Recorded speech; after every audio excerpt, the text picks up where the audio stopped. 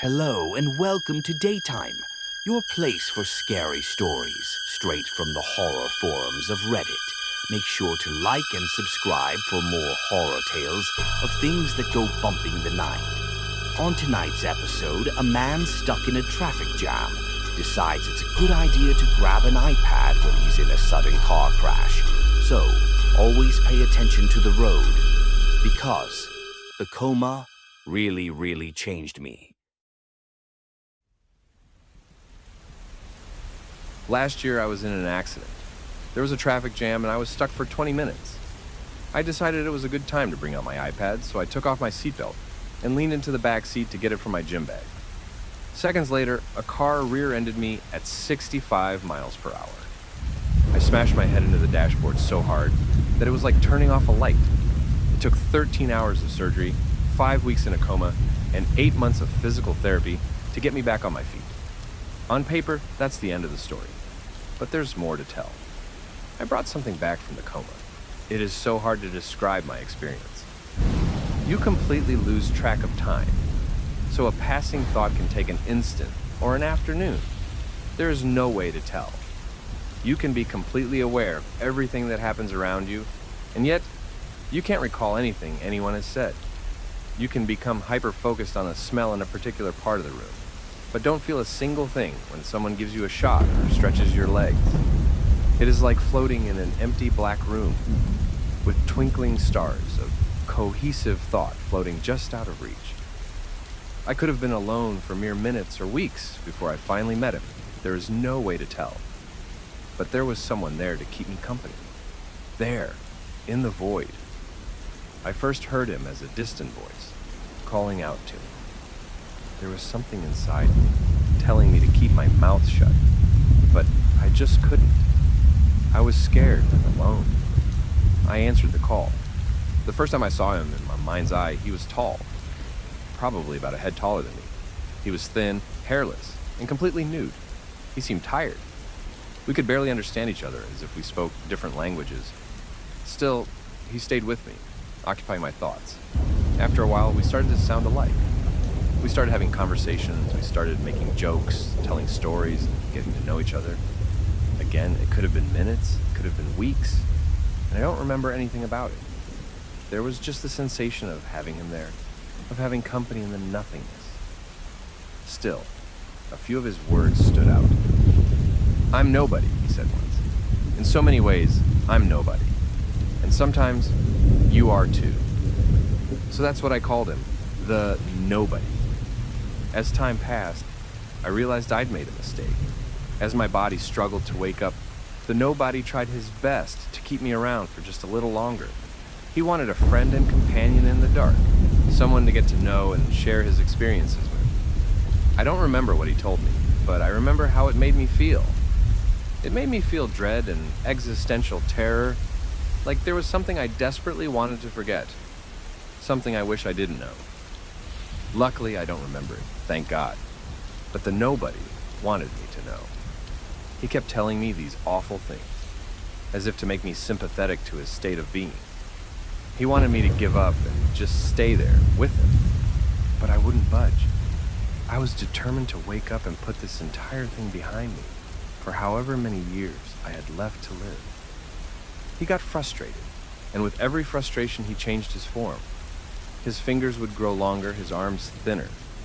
His head would grow pale, elongated, his mouth rounder like a leech. On the good days, he'd look like himself. On the bad days, I had to hide, listening to him, trying to sense my thoughts in the dark. But the day came when I could finally feel my body again.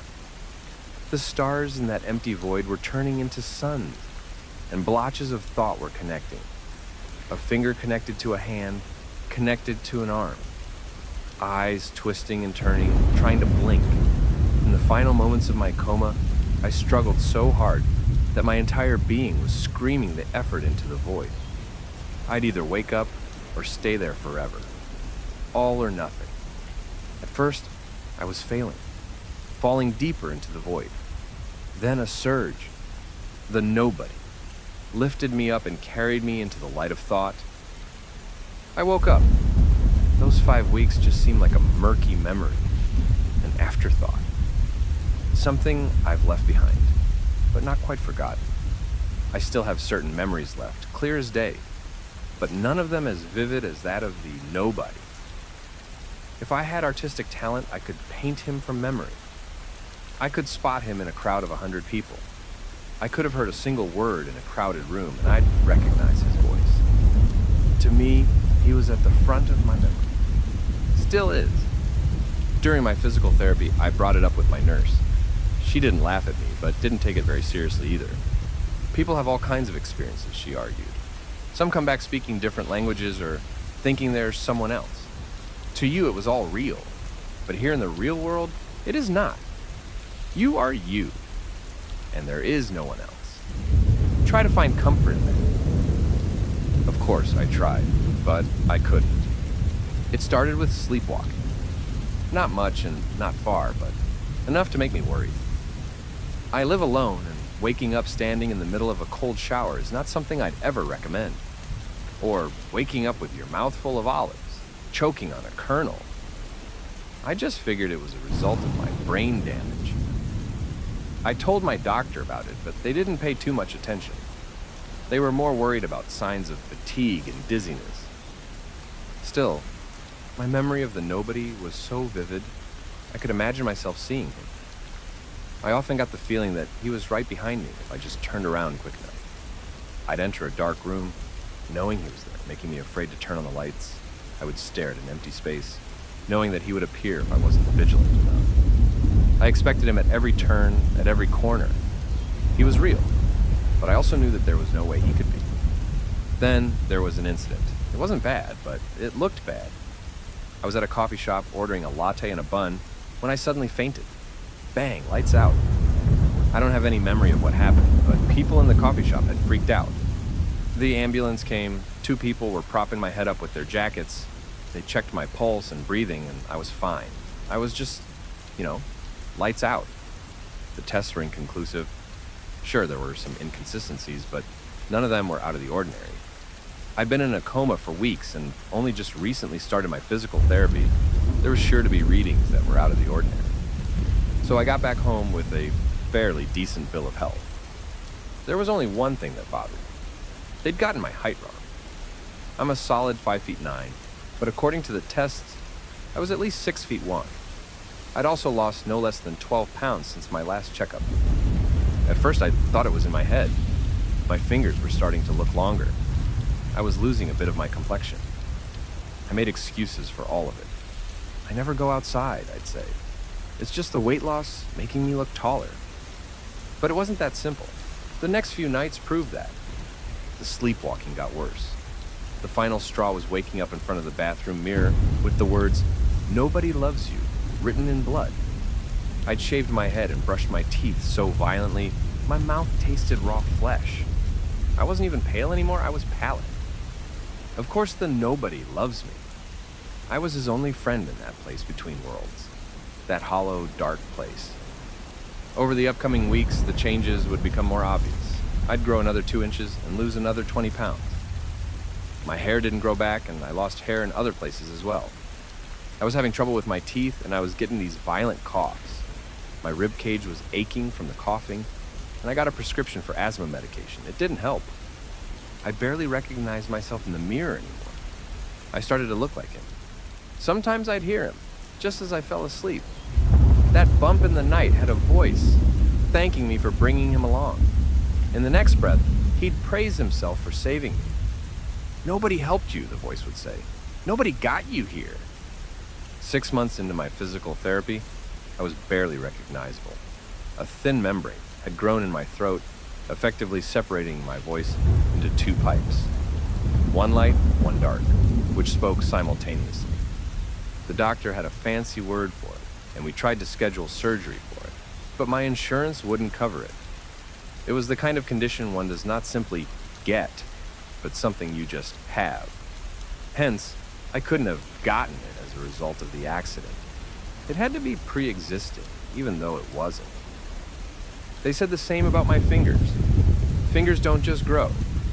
I could literally show the growth measure from day to day, but it didn't matter. My canines also grew longer. They'd poke a hole in my bottom lip at night. Not that I'd sleep much anyway. I was always tired. I'd dread going to sleep, so I started relying on sleeping pills. At best, I'd have a dreamless night that lasted 4 hours or less. At worst, I'd be twisting and turning in a cold sweat for 14 hours straight. Night and day float together when you live that kind of life. And sometimes, he'd come visit me, the nobody. I'd feel his presence lying there next to me, sometimes thanking me, sometimes praising himself. Except now, we had the same voice, the same double-piped voice, making us sound like two people speaking at once in a gruesome vibrato. Twin. One night, as I brushed my teeth, I saw him in the mirror. I could feel my face twisting and turning at his whim. We were having a conversation, wide awake, through my body. He smiling at me, through a face I barely recognized as my own. "I'll stop," he made me say. "I want you to be comfortable." "Leave me alone," I'd say in a different tone. "Just leave me." "No," I laughed. "We're out. We're free. Just listen to me, and it will all be fine." It was the second time I should have ignored him. The second time he called out to me. But I was too tired. I listened. At first, his demands seemed reasonable. He had different dietary restrictions, different things he liked. As long as I kept him happy, he allowed me to sleep, and my changes didn't progress. My canines even shrunk a bit. It was small things like drinking milk instead of water, eating ham instead of cheese, going to bed at the break of dawn instead of sunset. Little things, but they added up fast. Soon, he didn't even have to ask me to do it. I'd just do it. Then it got worse. He'd want me to take long midnight walks, to stay inside during the day, to turn off the lights and put bed covers over the windows, to eat a raw chicken breast, to eat charcoal, to eat cockroaches, flies and worms, to sleep in an ice-filled tub curled up in a ball. Step by step, I did it all. I barely even noticed the changes. I was growing isolated from friends and family who barely recognized me. I'd grown a third windpipe, and there'd be bones poking out from the side of my ribcage. My yawns would reveal a mouth twice the size of what I used to have. I tried going back to the doctor, but I heard the nobody scream in the back of my head. I'd just gotten off the bus when I stopped. "I'll bite your tongue off. I'll chew it. Swallow it. You'll taste your own stomach acid if you don't turn back home." I listened. I tried not to, but I did. I'm writing this because I don't know where this will end. My physical therapy came to an abrupt end. I can't go back to work. I can't go to my family. He doesn't allow it. Instead, he's giving me strange instructions. Addresses I've never been to. Names of people I've never met. He's having me read articles about distant places, about events that happened to other people. Not even big news or anything, just very specific things. An apartment fire in Minnesota, for example. Who cares? And that's the weirdest thing. I care. I really honestly care. I'm excited to do these things, to adapt. I feel stronger and more connected to myself with every submission. I like the taste of the things I eat. I sleep better in the places he makes me stay. And yet, I know that isn't me. Not the real me. This, right here. This is the real me. These words might be the last part of what it means to actually be me. I don't want to lose myself completely, but I know better than to torture myself against an inevitable conclusion. The nobody whispered truths about what we are and what we mean for weeks. He told me the way things really are and what it means to be human. And honestly, I'm not a fan. Hello and welcome to Daytime, your place for scary stories, straight from the horror forums of Reddit. Make sure to like and subscribe for more horror tales of things that go bumping the night. On tonight's episode, a man suffering from an impairment decides to seek out a cure when things go horribly wrong. So, what's something that bothers you? Because mine is dry eyes. A few months ago, I was at a bachelor party. All my friends had gathered and we had this big night out. I'll be the first to admit I had a few shots too many. Still, I'm a responsible driver, and I didn't live all that far away. So I took a sobering walk back home. I used a shortcut by the lake, trying my best not to step on any frogs on the way. Those bastards are everywhere. I was about halfway home when I noticed something further down the road. Someone was coming my way, and they were dragging a large garbage bag behind them. We stopped about 20 feet from another, and I got a good look at him. He was wearing nothing but a pair of jeans, and he had this wild stare, like an animal. His eyes were so large they were practically round. He had several deep cuts in his skin as if sliced by a knife, but there was no blood coming out. He just stood there, staring at me. "Look the other way," he said. "Just look away." I don't know why I did as he asked. Maybe it was just me being stupid and drunk. Still, it feels like there was something more to it. I honestly didn't want to know what I was walking into. So I looked away and heard him shuffle past me with his garbage bag in tow. "Good," he coughed. "You did good." I didn't report it to the police. I was barely conscious by the time I got home, and I wasn't sure if I had dreamt it all. I was too busy nursing my hangover to consider what had really happened. It wasn't until a few days later when I started noticing the missing posters for Councilwoman Leslie Boland that I started getting suspicious. Still, I did nothing. I had no part in this. I wasn't even sure what I'd seen. About a week later, they reported Leslie Boland had been found. There weren't any details released to the public, except that there was suspicion of murder. I couldn't help but shake the feeling that I'd seen something that night. I hadn't told anyone, not even my girlfriend. I laid awake at night thinking about what to do. Then one morning, there was a mark on my door, a large X made with charcoal. I washed it off immediately, but the thing spooked me. I'm a very private person, and there was no way I could take this in any other way than as a threat. If it was supposed to intimidate me, they failed. Instead, I told my girlfriend about it, all of it. The man I'd seen, my suspicions, everything. She didn't seem too bothered. Maybe she thought I made it up to scare her, not that I have a history of doing so. Then again, it has been hard getting her to focus on anything but the garden lately. But that's not here nor there. So, I went to the police. I explained what I'd seen, where I'd seen it, and when. I tried to describe the man, the garbage bag, and his general expression. They didn't seem all too interested. I'd been blackout drunk.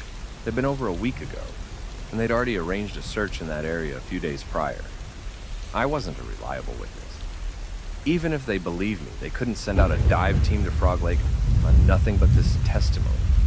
They needed something more. I just washed my hands off the entire thing. I was done. I'd tried to help, but no one seemed to take it seriously. For a while, I thought I was just being paranoid. Then I started getting dry eyes. I know, it doesn't sound very interesting. We all get them from time to time, but I'd never had that before. The skin was red and irritated, and at times I could barely keep them open. I tried creams and salves, but it was all just temporary pain relief. The problem persisted for days, and it started to affect my personal life. I no longer felt comfortable driving, and seeing myself in the bathroom mirror was just uncomfortable. But there were other things. I noticed the charcoal X marker around town. On the side of the water tower, in alleyways, on the sign to the quarry, next to the church mailbox. They were small, but all over. How hadn't I seen these before? Looking back at it, I'm pretty sure these spots were marked before. I started patrolling my house, looking for these marks. I didn't see any nearby, but I did see one by the neighbor's house. One of those fabricated houses from the 70s. Right there on a tree with a swing, clear as day, another charcoal X. I lived like that for a while, and I adapted as best as I could.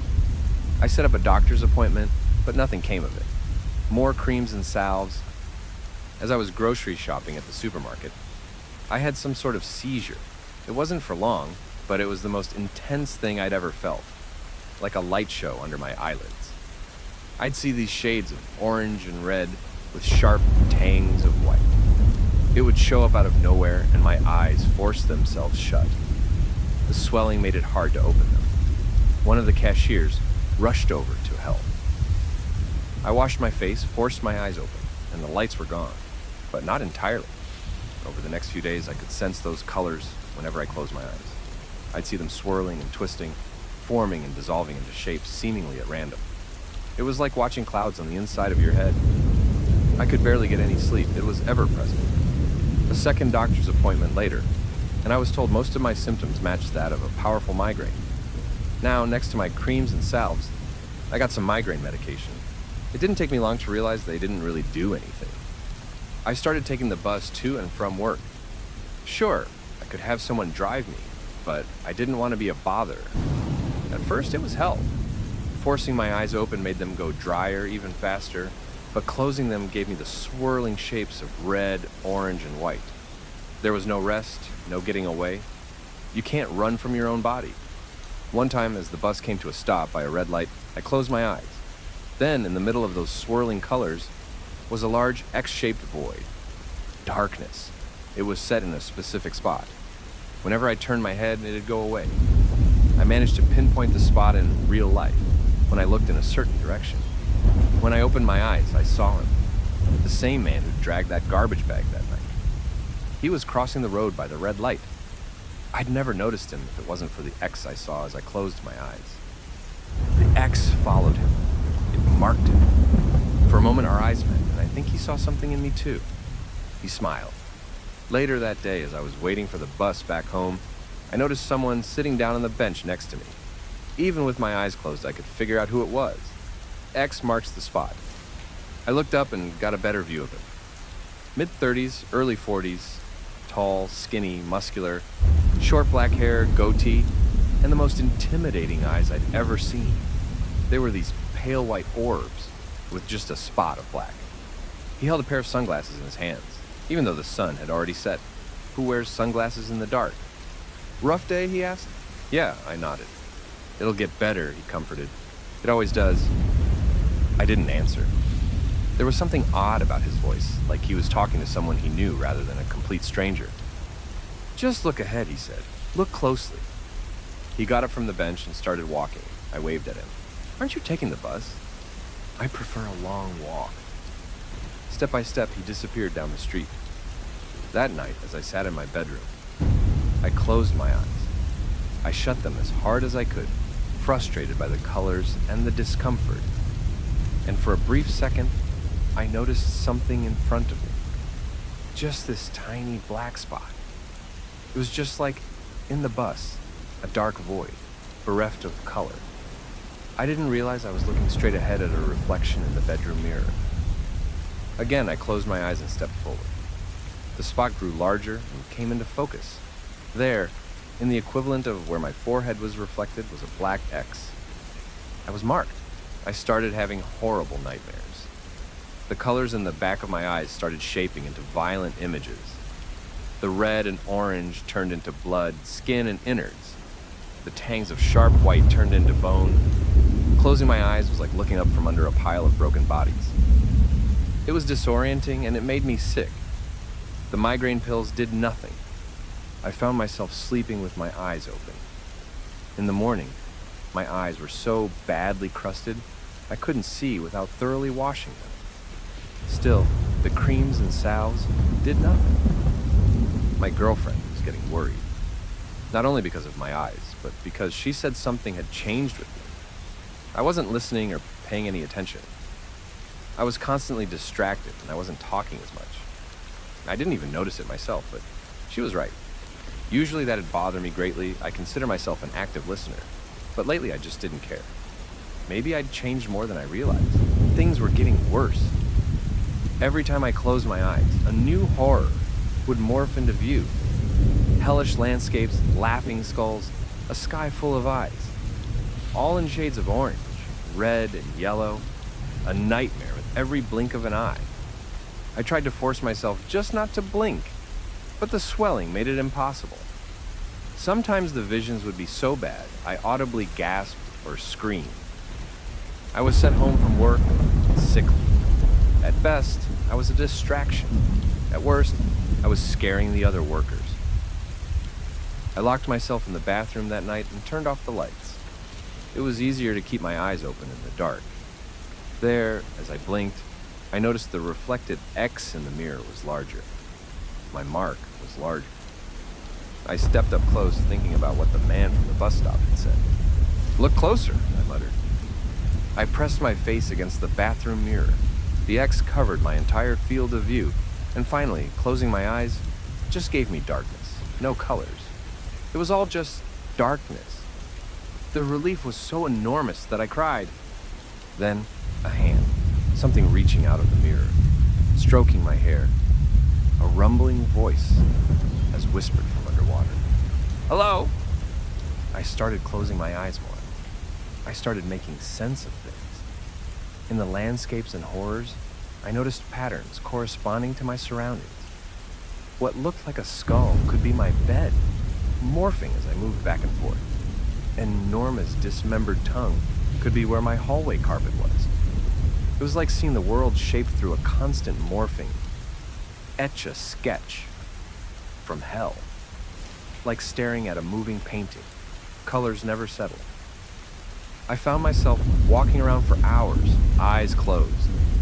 I could navigate my space better and better. All I had to do was look closer. I could even type on my phone and keyboard.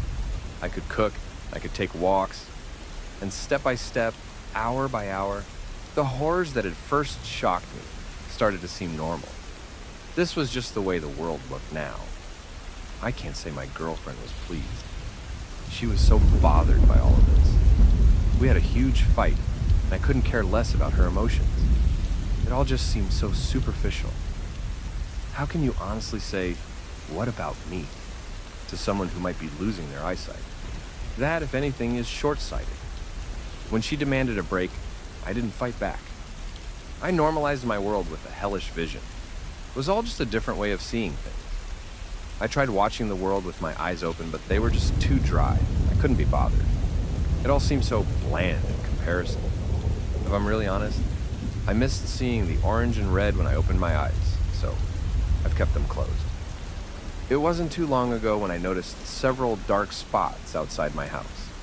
At least 12. Moving with my eyes closed, I stepped out, surrounded by landscapes of orange and red. I opened the front door. There was at least 12 X's, tall and dark. I'm not a small person, but these were all taller than me. Looking up, I noticed at least 4 or 5 of them circling overhead. Not flying or flapping any wings, just hanging there, suspended. Symbols. "You're looking closer," said a familiar voice with a cough. "You did good." "Please tell me what's happening." "I told everyone about you," the voice continued. "They were eager to reward you." "This is a reward? Can't grow new muscles without some tension and pain." The voice chuckled. "All this discomfort will pass. Then what? Then we can move forward and see things together." Enough of this. I was annoyed. I hated this unclear, puzzling crap. I wanted answers, and I wanted them now. I stepped up to the X in front of me and forced my eyes open with my fingers, only to realize they were already open. Orange sands, blood-red skies, bone-white mountains, rivers of fire. In front of me, nothing but a dark X suspended in midair. I tried to blink it away, closing and opening my eyes, but nothing helped. This was real. This was happening. My mind snapped as I fell to the ground. "You won't regret it," the voice said. "I promise." I crawled backwards. I could feel the gravel of my driveway under my fingers, and within seconds I could feel my front door behind me. I couldn't take my eyes off the floating figures. "Don't leave," it said. "Please don't leave." I looked to the sides, corpses floating down a river of fire, worm-shaped tunnels boring into the side of rib-caged mountainsides, countless X-shaped spots, all waiting for me to speak. They were floating overhead, drifting underneath. I could feel them, far off, closing in. "No," I stammered. I can't. Please," it pleaded. "Please." I crawled backwards. I felt the front door open behind me. Then I was back. I kept my eyes open. With every blink, I was back in that hellscape. But now, I heard them. They were screaming at me, coming for me. With every blink of an eye, I could feel them closing in. I was being torn between 2 places at once, and that other place, they didn't want to leave any witnesses behind. I was seconds away from being picked apart, tossed down the river of flame. My dry eyes screamed at me to blink, to close my eyes, to surrender. I counted the seconds. I stumbled into my home office, feeling them closing in. I found my solution in one of the drawers. I stapled my eyelids open. Since then, I haven't blinked. I sleep with my eyes open. I know what waits for me, just a few blinks away. I can't live like this for long. I can protect my eyes with goggles, and I go through at least a bottle of eye drops a day. I've cleaned my wounds to make sure they don't get infected, and now they've healed up. I couldn't close my eyes if I wanted to. I don't know who these people were or what they want from me. I don't know if it is too late to accept their offer or what that'd entail. I guess they want to tell me as little as possible, to test my faith. I don't know. Sometimes I lean against the mirror, hoping that hand will comfort me again. I'm so tired of my dry eyes. Hello and welcome to Daytime, your place for scary stories, straight from the horror forums of Reddit. Make sure to like and subscribe for more horror tales of things that go bumping the night. On tonight's episode, a man in a relationship with his soon-to-be fiancée finds himself bewildered after he wakes up to her vanished. So don't get a copyright strike, because you can't say that on YouTube. I've been living with Marielle for 4 years. To say she is my girlfriend is not enough. We're on the edge of getting engaged and making it official, but the pandemic put a pin in our plans. We found lots of new things to do in that time. We agreed early on to get our own hobbies, so we wouldn't go crazy being in each other's faces all the time during lockdown. I started taking online keyboard lessons and drawing, while she got back to her childhood love, online gaming.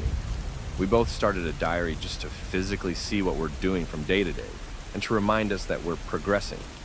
Marielle became part of a raiding guild in a large online MMO. She's a natural organizer and second in command to the guild leader, called Password. They all have these ridiculous usernames, and hearing her talk to them over Discord sounds like a cheap spy movie. There's Password, Killer, Alder, and a whole bunch of others. My girlfriend calls herself Empty. She says it's a reference to her carefree nature, that she is empty of worry. Yesterday I woke up to find her gone.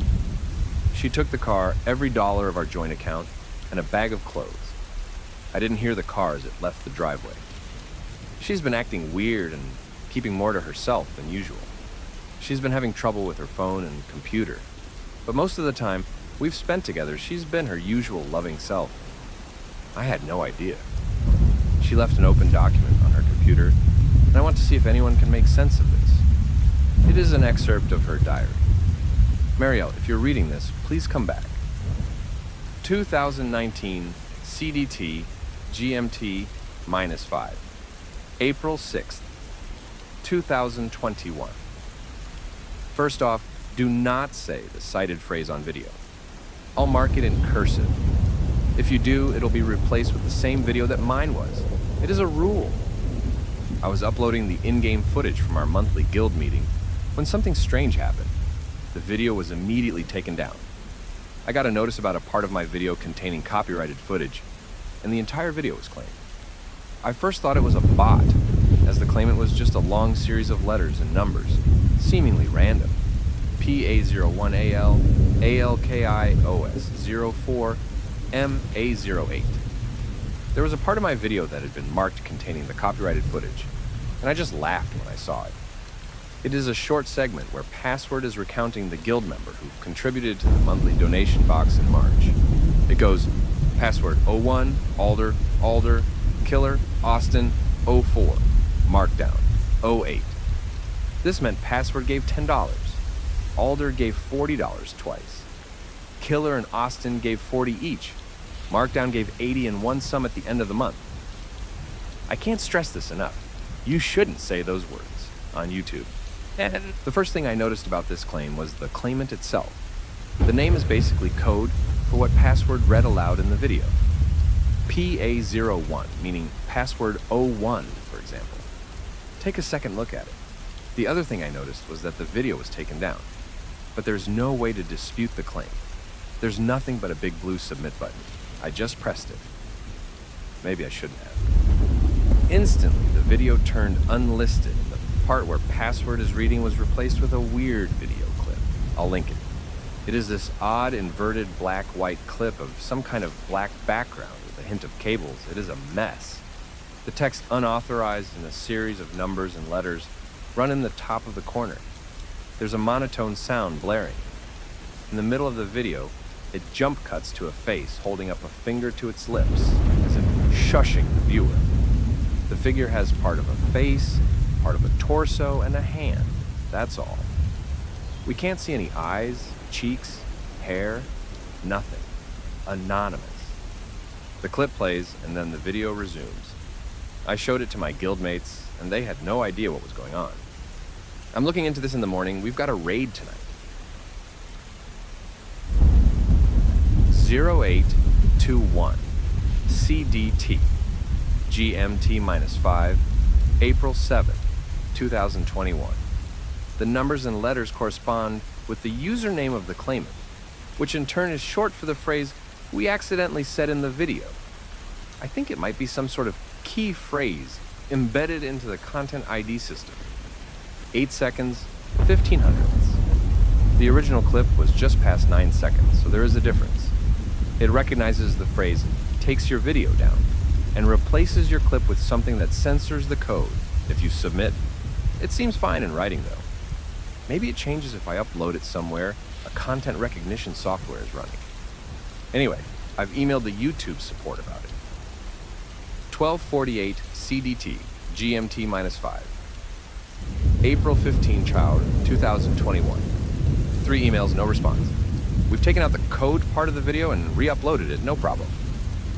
2206 CDT GMT-5 April 16, 2021. I got a call just now. It was just a monotone noise. I recognized it from the video. The caller ID just said submit, like the little blue button I clicked on YouTube.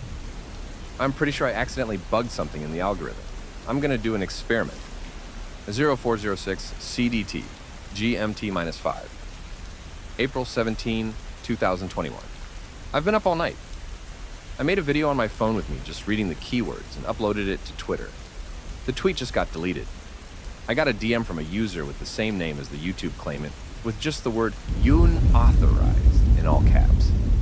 I've tried Instagram and TikTok, and it is all just taken down. It only seems to be YouTube where it can't just be deleted and is instead replaced and made private. Searching for the username gives literally no Google search results, not even one. 0606 CDT GMT-5 April 17, 2021. Got a text from an unknown number. It just said unauthorized. 0631 CDT GMT-5 April 17, 2021. Turned my phone off. Kept getting spammed by text messages all saying unauthorized. 1251 CDT GMT-5 April 17, 2021. I turned on my phone and got another call from submit. This time I tried saying the words into the monotone. The tone just stopped. I sat there quiet. 6 seconds passed, then I heard this robotic voice say, unauthorized. I think this system believes I'm trying to access something I'm not authorized to get into. Next time, I'll try saying something else.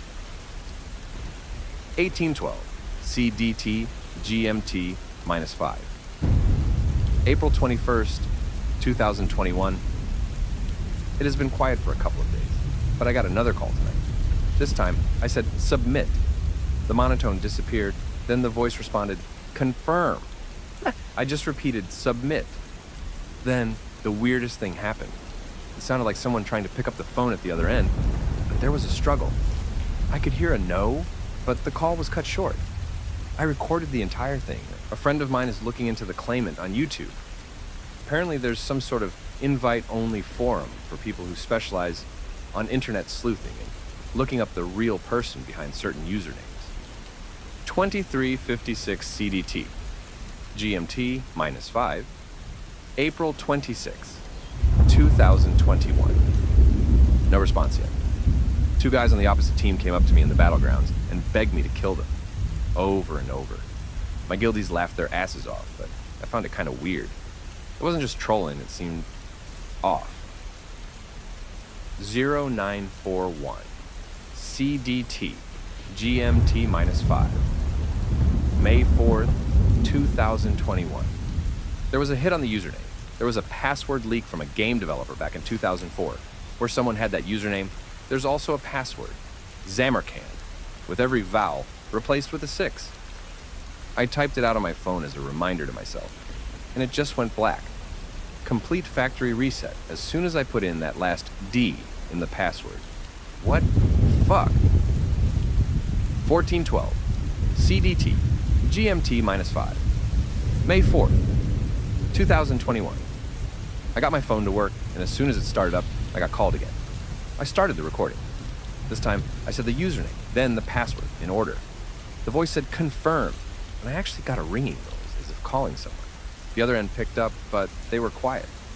I tried explaining that this was a mistake, and that whoever they were, I just didn't want anything to do with them. Blameless, they said. You're blameless.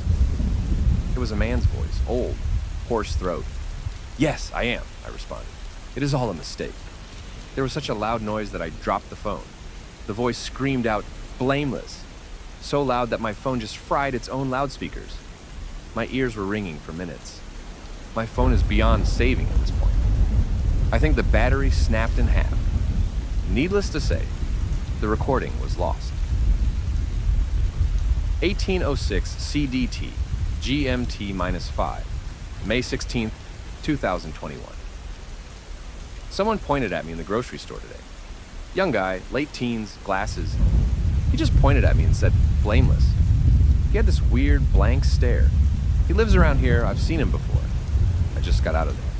Freaked me out.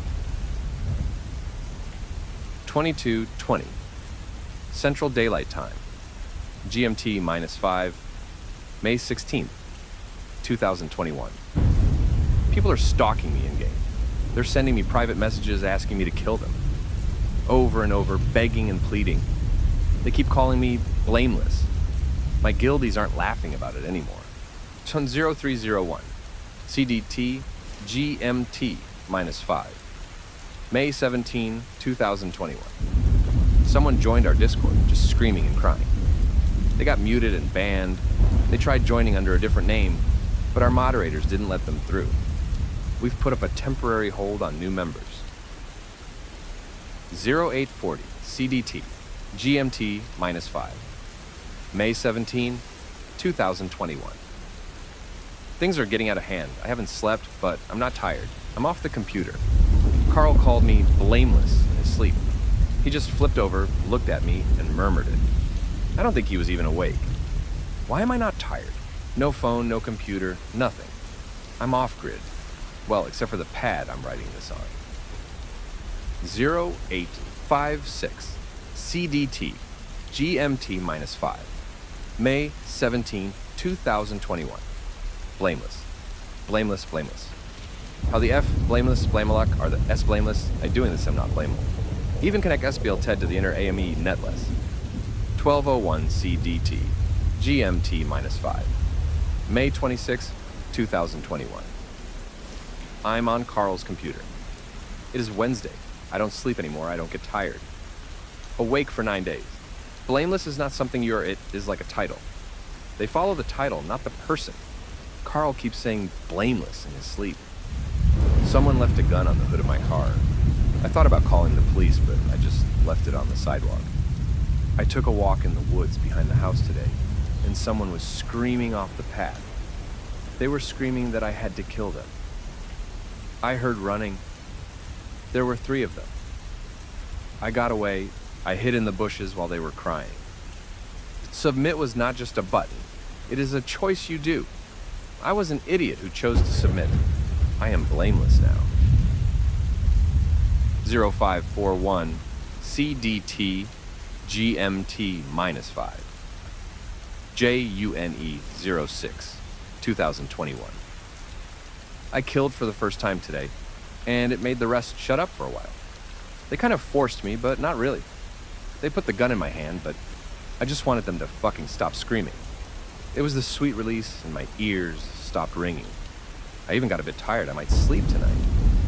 My stomach churned. I wanted to eat them. just delete and remove everything about them. They chose to submit too, but they are not the blameless. 0336 CDT GMT-5 JUNE 12 2021. 18 of them, and there are more coming. We were in a clearing and they were waiting for me. There were white vans parked nearby, but I didn't care who watched. I just started killing. I wanted the begging to stop the sounds, to stop the screaming. The silence feels like being reconnected to the might of God. I miss just hearing nothing. I ate so much. On 0516 CDT GMT-5 June 18, 2021. Carl said it in his sleep.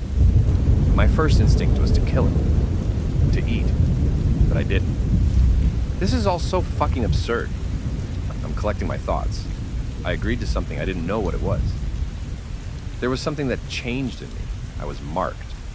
Some kind of dormant system picked up my accidental code, and it woke up. It woke up at a target. Carl, when you read this, I've left town. I don't want to hurt more people.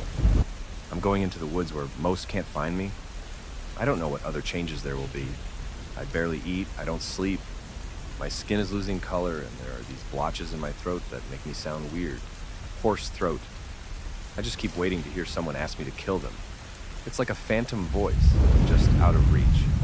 They just trigger something, and I go into this rage. Just thinking about it makes me so fucking mad. I keep getting these thoughts that aren't mine. A spot in the ocean. A woman on the edge of a cove, holding my hand to the braying sound of desperate worshipers. Black rain rising from the earth, daintily falling back into the clouds. Lightning frozen in the sky, like bursting veins. Breathing boils of flesh and tendons, willingly given. I'm not in love with you anymore, Carl. I love the cove and the hatchet man. I love me. I'm blameless. I have to leave to save you. I don't even want to anymore, but I've already committed to doing so. If I were to change my mind now, I'd do terrible things to you, but I've already decided. I've already promised myself I wouldn't change my mind, no matter what. Even if it would mean you staying with me forever. Even if it would mean you standing by my side at the edge of the cove. Love eternal. Even if it meant us submitting. I won't do it. I'll leave you to a tragic life not knowing what God means. Because I promised myself I would, and I'm so fucking sorry. I want you to find me. I want you to submit. I also know I do not want to want this. But I do. Please don't. The document had about 180 pages after this, just filled with the word blameless, repeated over and over. I've tried cleaning it up so I could post it, but some of what she's saying is just complete nonsense. I don't believe in internet voodoo, and I don't know what the online community knows. I think she got involved with something. I've tried talking to her guildmates, but they haven't heard anything from her for over a month. She has no history of mental illness in her family. We've called the police and we're tracking the car, but so far we've got nothing. I've tried doing what she mentioned, to upload a video of the key phrase. The same thing still happens, it gets replaced with the clip she linked. That's a thing, and I've submitted it to the police. They have no idea what to make of it, but they believe it might be some kind of cult. I don't even know what to think anymore, what to feel. I miss her so much. And to think she's been through something so huge on her own just churns my stomach. Why wouldn't she tell me? Marielle is not a bad person. She doesn't do what this text says she does. She doesn't believe in ghosts and goblins. She's a gardener, not a murderer. Her phone cover has a smiling blue sunflower on it. If you're reading this, please come back. Please seek... Hello and welcome to Daytime, your place for scary stories, straight from the horror forums of Reddit. Make sure to like and subscribe for more horror tales of things that go bumping the night. On tonight's episode, a man who recently purchased a house discovers that it has a frog problem. So, even though we're on a budget, we should have bought the damn frogs.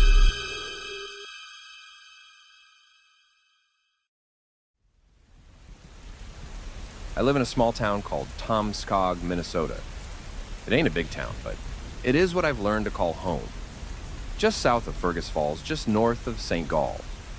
I want to share something weird about this town that started just a few months after we moved in, and it has been getting progressively worse. I think I have things under control as it stands, but I'm not sure. I think I could use your opinion on this. My family and I moved here in 2019. I got a job at one of the larger warehouses on the outskirts of town, biggest refrigerated warehouse in the state. I moved here with my wife Laura and 2 daughters, Beth and Jane, all the way from Chicago. We all agreed on one thing when we got here. The entire town looks like something straight out of the 60s. The town has a long tradition of refrigeration and cold storage. Back in the 60s, the town produced a large portion of the milk canisters used by traveling milkmen. You know, the kind you've seen in the movies. People who would deliver cold milk in the morning straight to the door. That milk came transported in O'Sullivan's canisters in bright orange and purple letters. They still use the same font, and those milk canisters can be seen all around town. It is a point of pride, but those days are long gone. There are no milkmen left in Tomskog, but there are a few places that still use that aesthetic as a theme. There's Butterman's Biscuits on Main Street, along with the Rosemary's Dairy, an ice cream stall in the mall. Those places always have someone dressed up as a milkman. The high school also has a milkman-themed mascot, sort of a cowman minotaur thing with a creepy smile. Beth isn't a fan. We had been here for about 6 months when we got a knock on the door. We weren't expecting company, and by then we were fairly settled in. We'd had our share of neighbors coming by already. That time was over. Laura called me over as she opened the door. I was shocked to see a young man, no older than 17, dressed up in that classic all-white milkman outfit. He waved a clipboard at us with a big smile. "Mr. and Mrs. Hives," he smiled. "I'm Tom, from O'Sullivan's. Great to meet you." "Nice to meet you, Tom," chuckled my wife, giving me a side-eye. "That's a great uniform." "Just great," I agreed. "You're too kind. I'm just here to see if you're interested to sign up for any of our weekly deliveries. I'm sorry we didn't get to you sooner, but there have been all kinds of holdups on the factory floor." "I don't, said Laura, looking at me. "I don't think anything comes to mind," I butted in. "Not at the top of my head." Of course," nodded Tom. "Maybe I could leave this with you so you can look it over at your own leisure?" He held out a single piece of paper. I took it, we wished him well, and locked the door. Laura couldn't stop laughing and swore she was going to get me one of those outfits. The paper itself was left on the kitchen counter for a few days, until my youngest, Jane, found herself reading it out of sheer boredom one morning. She counted everything on the list, reading it out loud. Most of it was fairly ordinary.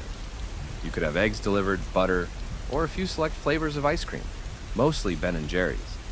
There was also sparkling water, fresh juice, and hey, even good old milk. There were also a few dried goods like baking soda and flour. Then at the very bottom of the page was this one line that I couldn't believe. "Frogs," said Jane, my youngest. "It says frogs here." "That can't be right," chuckled Laura. "Let me see." She held it up to me as I drank my morning coffee. There it was, bright as day. Frogs, with an asterisk. Nowhere on the page did it say what the asterisk was for.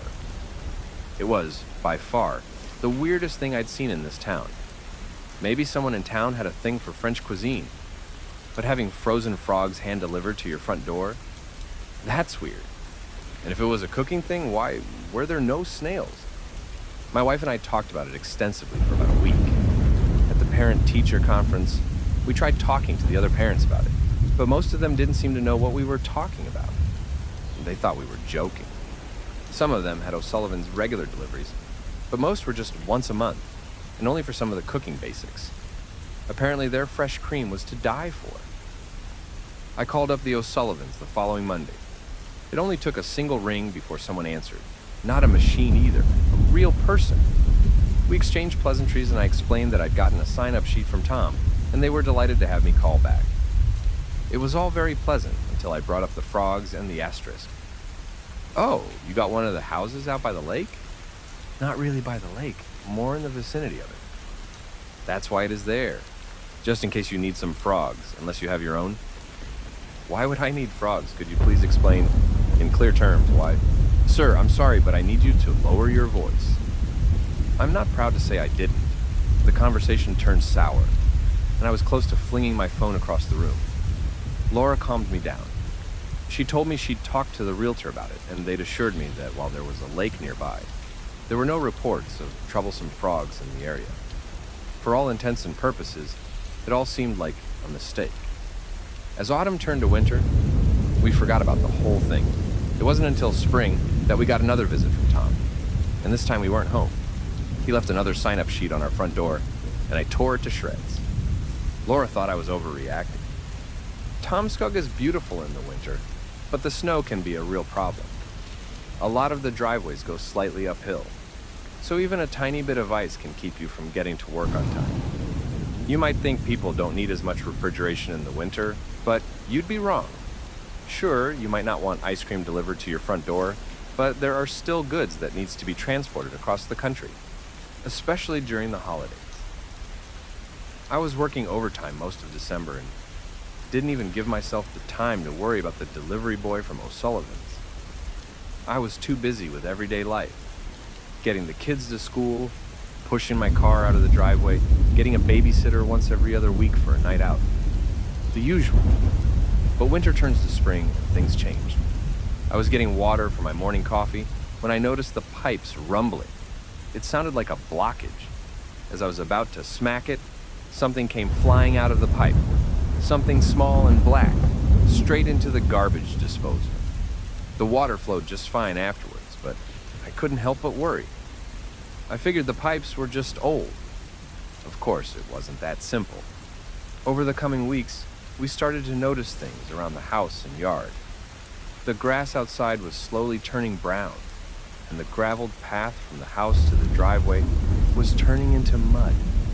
I started waking up to the smell of wet wood drifting in through our bedroom window, and my daughters would come in at night complaining about mosquitoes. It all escalated to the point where I woke up one night from a mosquito bite on my nose. I went into the kitchen to grab a glass of juice and calm my nerves when I suddenly slipped. Full-on 90-degree flip, landing on my back, staring at the ceiling. I checked my foot, only to see it covered in blood. I'd stepped on a frog. I'd squished it and flung the remains straight across the floor like a banana peel. The thing still twitched as my wife threw it out. I had to shower for a solid 40 minutes before I felt even remotely clean again. Over the following days, it just got worse. I would awaken in the middle of the night by the sound of croaking. It was always somewhere nearby. I could hear something wet slapping against our wooden floors. Sometimes I'd hear something bumping against the furniture, or even the bedposts. I started doing frog checks before going to bed. I rarely found more than one, maybe two, but as soon as the lights were out, we could hear them, croaking, slapping around. It all came to a head one night when Beth, our oldest daughter, came screaming into our bedroom. "There's someone in the house! There's someone in the..." I was up in a heartbeat. Laura got the phone and started calling the police. Jane crawled into bed as I loaded up my Beretta. "Jane!" I yelled. "Jane, get in here!" There was no response. I gave Laura a look and ran out into the hallway, still in my underwear. I could see through the main hallway all the way to the front door. It was all dark, the lights were still off. The half moon illuminated a small silhouette in the doorway. A child, but not Jane. That, and 1,000 glaring eyes along the floor. Someone was screaming outside, "Jane." I took one step and felt a frog crushed under my foot. I could feel their grabby hands twitch between my toes as I struggled to stay up. Just as I tried calling out for my daughter, I lost my footing and fell face first into the floor. Frogs. Everywhere. They were getting in my hair, pushing against my ears, trying to force themselves onto me. They pushed against my lips, my nose, my eyes, biting with toothless mouths.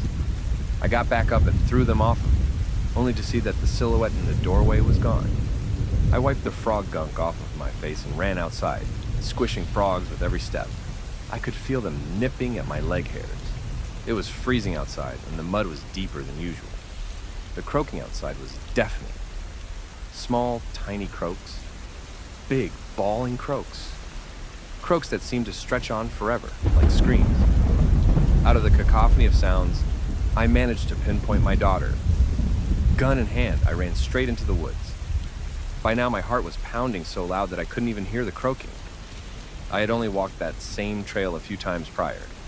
I knew where it was leading me. I should have known. I ran for at least 10 minutes, using only moonlight to guide me.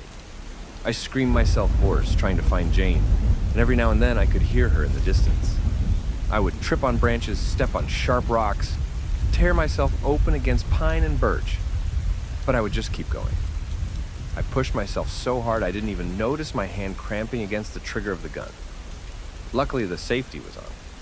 The lake is usually a calming sight. A small freshwater lake, perfect for fishing, with a big rock in the center. You can usually tie up your boat there and take a dip in the summer. I'd done so a few times before with the girls, but the lake was teeming with frogs. The forest was booming with croaking, and I couldn't see Jane anywhere. Suddenly, something breached the surface of the lake. I heard a loud, gargling scream, and I knew it was her. I ran as fast as I could, diving headfirst into the water. The moonlight reflected against a handful of tiny eyes under the surface, tiny legs kicking to get close to me. The water was dense with mud and debris, and I couldn't see further than a couple of feet. I reached for air and got back down.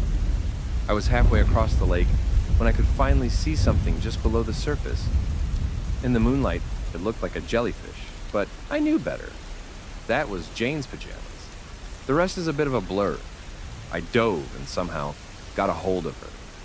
As I was pulling her to the surface, I could see something large looking up at me from the bottom. Eyes the size of headlights, holding Jane's entire leg in its mouth. It was gentle, almost surprised to see me. As soon as I tugged her loose, it retreated to the bottom of the lake, those large eyes turning black as the light retreated. I dragged Jane up to the rock in the middle of the lake. She wasn't breathing. I performed CPR, screaming for help. I was panicking so bad that I couldn't keep count. I kept shouting, screaming, crying, begging, but in the end it was just her and me. As she finally coughed up a lungful of lake water, along with a tadpole, I held her close. All around the lake I could see little silhouettes staring at us. Short, hazy shadows, the size of children. They were croaking. We didn't tell the entire story to the police. There was no way they would have believed us. Instead, they figured it had been a case of night fright and that Jane had gotten lost in the woods. We just let them believe what they wanted. We called Tom from O'Sullivan's back. He came the very next day, all dressed up in white. We asked if he would recommend us ordering the frogs. Once is enough, he smiled. Most of the old folks who live by the lake knows to keep a frog or two in the house. How come, I asked. If there are already frogs in the house, there's no need for any more frogs to come in. He nodded, tapping his forehead. So they stay away. So we get frozen frogs, and then we're good.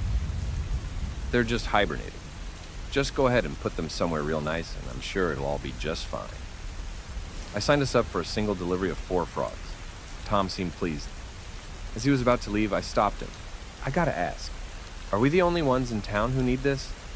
Tom looked past me, locking eyes with my youngest daughter. For a few more years, Mr. Hives, unless you want to take your chances. We got 4 frogs delivered. I set them up in a nice terrarium in the hallway. Jane barely even remembers that night and doesn't seem as shaken up as the rest of us. Hell, I've seen her play with the damn things. But me? I get the shakes every time I hear them croak. There haven't been a single frog on our property since. The grass is green again, and the graveled path stays graveled even during bad rains. But sometimes, at night, I swear I can see those hazy outlines of children along the edges of my property. They croak. Hello and welcome to Daytime, your place for scary stories straight from the horror forums of Reddit. Make sure to like and subscribe for more horror tales of things that go bumping the night. On tonight's episode, a man who falls in love discovers that his girlfriend is hiding a deep secret. So, tonight, I'll be telling you how Millie made me sick. Have you ever been really, really in love with someone? Where your every waking thought is concentrated solely on them, and the time when you're not with them feels like an eternity, counting down the minutes. Maybe you've felt that way. Maybe you haven't. I've had my fair share of relationships, where I've had my head messed with over and over. Some of them liked playing mind games, others were abusive, some were hysterical. Some were great, calm and kind people that I was too broken to love. Then there's Millicent, or Millie. She was too good to be true. I've been part of the workforce for a few years now. I got my architecture degree at Cloud State, go Huskies, and moved out to Tomskog, Minnesota for an entry-level job. Small town, nice people, cheap apartments. When my little brother graduated from Minnesota State, they decided to have a party.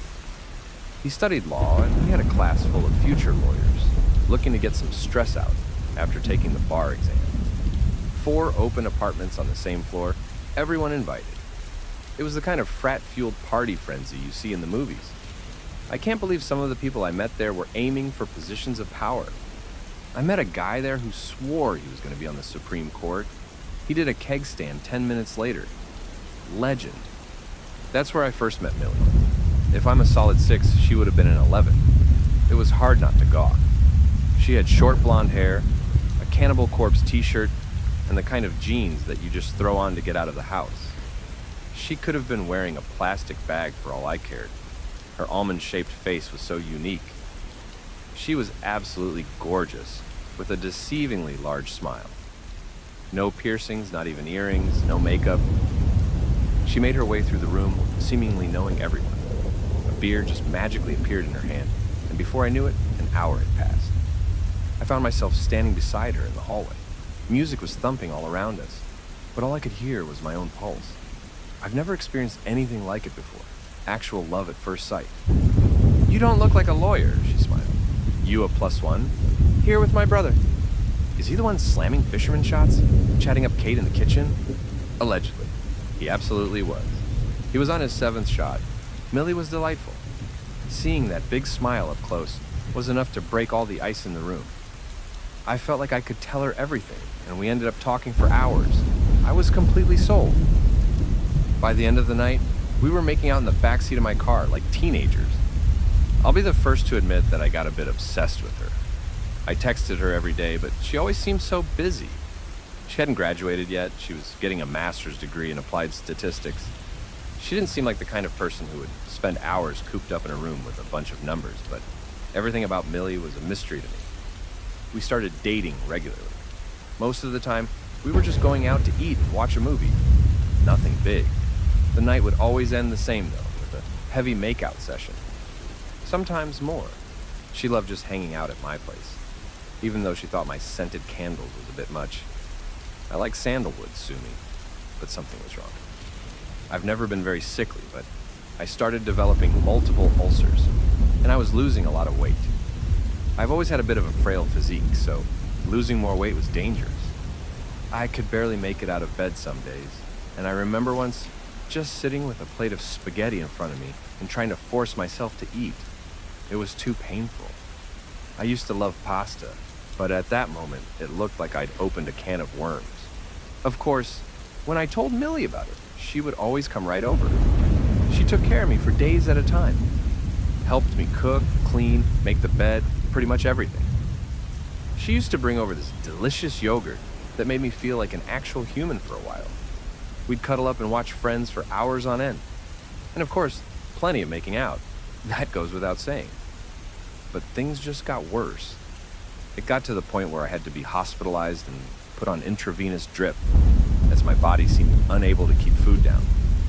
My parents drove up to see me. All I could think about was Millie and how worried she'd be. Oddly enough, she didn't come see me despite me texting her about it. The doctor talked about a serious vitamin B deficiency. I was given plenty of pills and a strict dietary regimen. I'd be back on my feet and ready to get back to work in a couple of days, he promised. He also told me I had to stop smoking or I'd develop a serious emphysema. When I told him I didn't smoke, he just shook his head in disbelief. I was given some prescription painkillers. The day I was let out of the hospital, I met Millie in the parking lot. She seemed surprised that my brother was there with me, and the two of them met for the first time. It was an awkward meeting on both sides. No more than a, "Hey." That was it. Later that night, I called him about it. Millie had gone home for the night, but she promised she'd be back after class the following day. My brother hadn't seen us together before, so I figured he was just surprised. "I'm happy for you," he said, "but she's bad news." "You're just jealous," I laughed. "No, I mean, she has a reputation." "Come on. I'm telling you, she's weird. She only dates sick guys."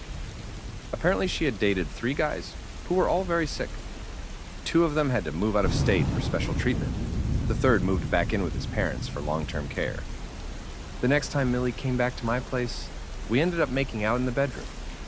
I couldn't shake the idea that she was dating me for a reason. I noticed I was having a hard time opening my eyes or pushing her away. I was so occupied with those loving little kisses. Finally, I forced myself away to get a good look at her. I kind of wish I hadn't. We stopped kissing suddenly and I opened my eyes. There was something wrong with her. Her eyes seemed larger and her pupils were so dilated that her eyes looked black.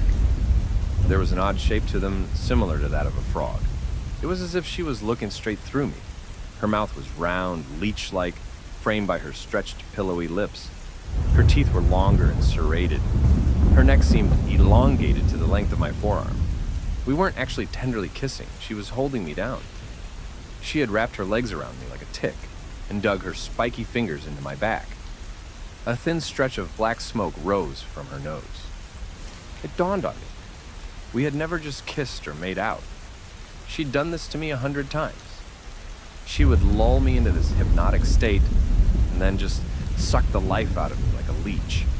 She would blow white smoke into my lungs and then inhale black smoke back into herself. We would lie there, her breathing through my body for hours. I wouldn't remember anything but a pleasant night with a pretty girl, as my body was flooded with hormones and adrenaline, drained of whatever she needed from me. The painkillers must have made it easier for me to wake up. I had woken up like this before briefly, and every time she would just clamp down and make me forget again. Millie was inches away from my face. She held me down, but I managed to free my arm. I pushed my hand against her face. She shrieked. Not a scream, but a weird shriek. She was inhaling air through what sounded like 3 different windpipes, making a flute-like reverse yell. I was coughing up black smoke and she tried to suckle up every puff. I managed to roll over, but she clung to me like a backpack. I felt that round mouth trying to attach to me, but I was moving too much. She was surprisingly light, but far stronger than me. I could feel her arms and legs around me clinging. She had 4 other limbs, long bone-like appendages, shiny from some kind of grease. She lifted us off of the floor, her arms and legs holding me like a cocoon. The round mouth got a hold of my neck, and for a split second, we were back on the bed, making out. Tender kisses and sweet whispers. And dash. But we weren't. I was being flooded with hormones, my head dipping in and out of consciousness. As I coughed up the final puff of black smoke, I felt my mind clearing. With my free arm, I grabbed the candle lighter on my nightstand. Maybe she didn't actually care about the scented candles so much as the lighter. I twisted my arm in a weird angle and turned on the lighter. I set her signature Cannibal Corpse t-shirt on fire. She let go and fumbled away. She tore off her shirt, and I could finally see her for what she really looked like. This wasn't the girl I'd seen at the party. Her face was longer and smoother. Her midriff was thin, stretchy, and ribbed like an earthworm. Her entire body vibrated with every shallow breath. 6 eyes in the middle of her torso, 2 columns of 3. They all blinked and moved independently. There were veins where they shouldn't be. Oddly shaped appendages, translucent skin. She was spasming, scrambling to look human. I had a few seconds before she regained her composure. I just kept lighting things on fire. The bed, the drapes, the carpet. With every lick of flame, she'd just shriek more. "I want you back!" her head cried. 3 windpipes, no longer trying to emulate the sound of a unified voice. "I'll be careful. You won't remember." My heart was pounding so hard I could barely hear her. The smoke alarm went off. Millie didn't even stand on her legs anymore. She folded her arms and legs into herself. Her head leaned back into her neck, fitting perfectly into an unnatural angle. A ball of Millie, held up by sticky bones coming out of her sides. The sounds were coming from her hollow neck. I want to watch Friends, she cried, every vowel vibrating. I want a snack. I want to cuddle. In a last-ditch effort to get to me, she forced herself through the fire. I locked myself in the bathroom. I'd rather die from smoke inhalation than from whatever she turned out to be. She kept pounding the door, a smatter of splats and thuds, but the door didn't budge. The fire alarm was going crazy, and soon the pounding stopped. She was gone. This was a few years ago, but I still can't kiss anyone with my eyes closed. I have nightmares about that black smoke filling up my body, then getting sucked out. It was like someone giving me mouth to mouth. Their air blowing out of my nose. That face breathing through me, like an extension of their lungs. Her flirty eyes, nothing more than a trick to get close to me. Pretty little lips wrapped around a monster's mouth. Too large for a human cranium. I don't think I'll ever get over it. I can still feel my body aching to get back to her. My body loved Millie. Knowing what really happened and what she is the only defense I have from trying to find her again. It would be so easy to just let go, to let her have me. But I would be dead. But, of course, I have doubts. Maybe she really cared. Maybe she would be more careful if we tried again. See how easy it is? Never again. I'm telling you this as a warning. If someone seems too good to be true and makes you feel better than you've ever felt, maybe there's a reason. Just open your eyes every now and then. Take a good look. Is this really...